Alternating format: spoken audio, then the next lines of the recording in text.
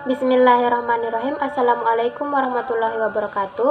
Kami dari kelompok 7 akan mempresentasikan makalah kami mengenai menganalisis faktor-faktor pendidikan sebagai sistem.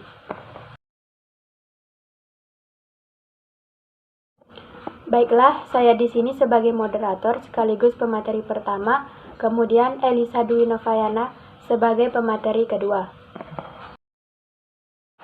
1. Tujuan. A. Pengertian tujuan. Tujuan adalah gagasan tentang masa depan atau hasil yang diinginkan oleh seseorang atau sekelompok orang yang direncanakan dan berkomitmen untuk dicapai. Menurut Kamus Besar Bahasa Indonesia, kata tujuan bermakna arah atau haluan. Tujuan yang bermakna arah atau haluan lebih menunjukkan kepada jurusan, tempat, kota, sudut, dan lain sebagainya. B.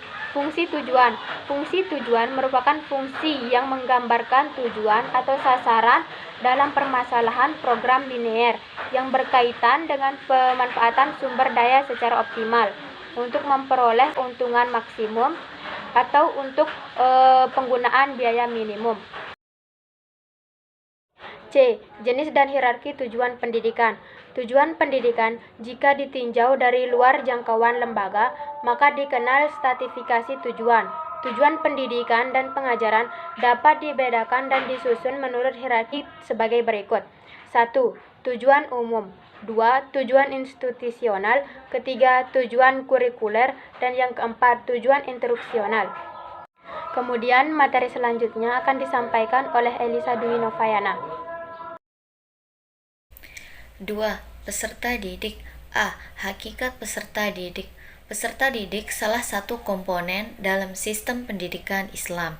Peserta didik merupakan raw material atau bahan material di dalam proses transformasi yang disebut pendidikan, berbeda dengan komponen-komponen lain dalam sistem pendidikan.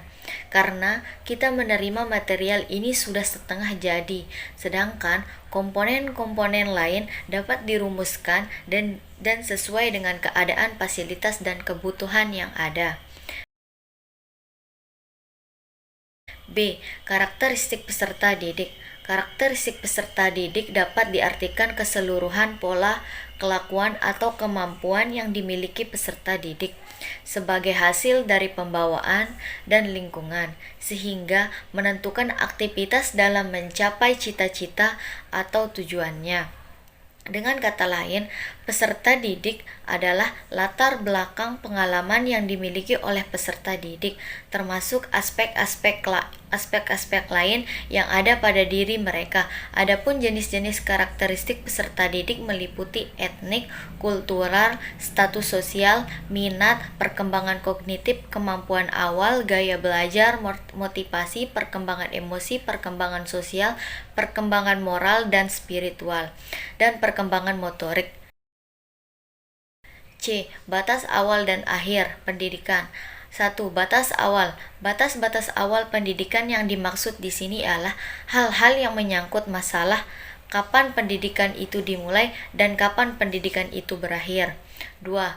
Batas akhir. Adapun tujuan akhir pendidikan Islam menurut Imam Al-Ghazali adalah untuk mencapai keutamaan dan takarrub pendekatan diri pada Allah sejalan dengan hal yang di atas. Di atas jelaslah bahwa batas pendidikan versi Lang level agak realistik pragmatik, maka batas pendidikan Islam lebih idealistik dan pragmatik menurut Islam. Pendidikan itu berlangsung dari buayan sampai ke liang lahat.